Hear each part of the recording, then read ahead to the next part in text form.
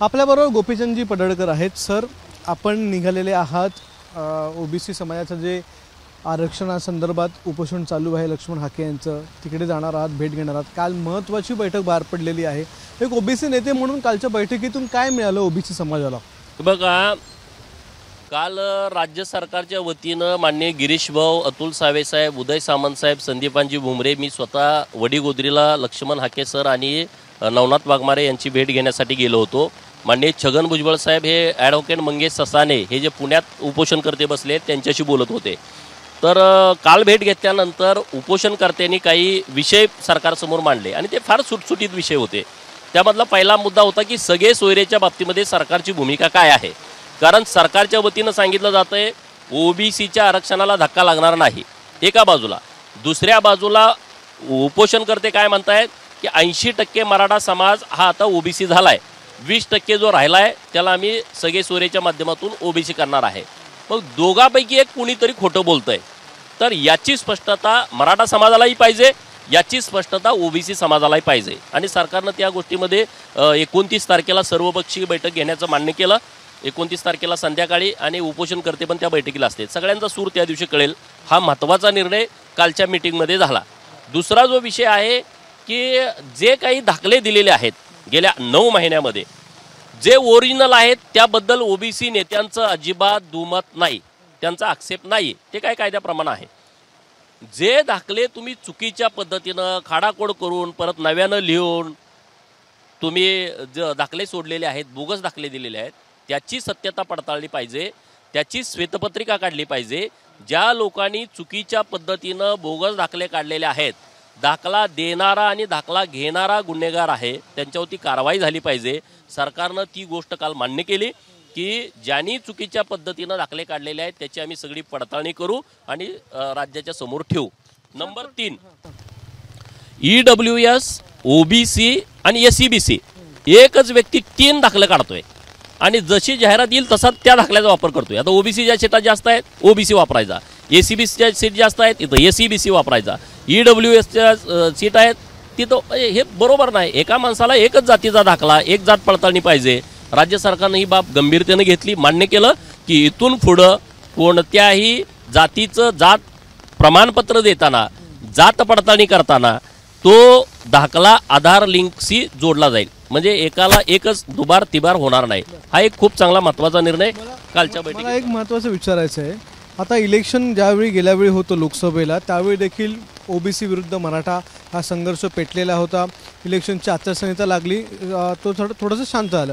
आता पुन्हा एकदा इलेक्शन संपलेलं आहे आणि विधानसभेचे इलेक्शन येत आहेत, पुन्हा एकदा हा संघर्ष महाराष्ट्र बघतोय। काय वाटतं हा संघर्ष पेटवण्याच्या मागे कोण असेल? बघा, आता सगळ्यांना लोकांना माहीत आहे हा संघर्ष कुणी पेटवला, ते ज्या दिवशी आंदोलन झाल्यानंतर तिथं कोण पोचलं, कशा पद्धतीनं ताकद पुरवली गेली, हे महाराष्ट्राला सगळ्या लपून राहिलं नाही। राजकारणामध्ये ज्यांना स्वार्थ साधायचा होता त्या लोकांनी सगळं पेटवलं। परंतु आत्ता आमची भूमिका अशी आहे की गावगाड्यामधलं जे सामाजिक परिस्थिती होती, सामाजिक वीण जी घट्ट होती ती आता पूर्णपणे उसवलेली आहे। गावगाड्यामध्ये एकता राहिलेली नाही, गावगाड्यामध्ये प्रत्येक माणूस एकमेकाकडं शंकेनं बघतोय, नेत्याकडं कार्यकर्ता शंकेनं बघतोय, कार्यकर्त्याकडं नेता शंकेनं बघतोय, मित्रात सुद्धा वातावरण खूप खराब झालेलं आहे। आणि म्हणून सरकारला आमची विनंती आहे की एकदा सगळेजण एकत्रित बसवून या सगळ्या विषयाची स्पष्टता आहे, जे होणार आहे ते होणार आहे, जे होणार नाही ते नाही होणार, मग काय व्हायचं ते होऊ द्या, ह्याच्यावरती क्लिअरिटी सरकारच्या वतीनं आली पाहिजे। आणि सरकारनं ही गोष्ट काल मान्य केलेली आहे की ह्याच्यावरती आपण सगळे बसून योग्य निर्णय घेऊ की जेणेकरून आता मागं झालं ते झालं, पण इथून पुढं तर याच्या बाबतीमध्ये काही होता कामा नये। जरांगे पाटील पुन्हा एकदा दंड थोपटलेले आहेत, भुजबळांच्या विरोधात काल पुन्हा एकदा ते बोललेले आहेत, अनेक गोष्टी बोललेल्या आहेत, आपल्याला माहितीच आहे। पण काय वाटतं अशा प्रकारे बोलल्यामुळे हा जो संघर्ष आहे तो मिटला जाईल की आणखीन वाढेल?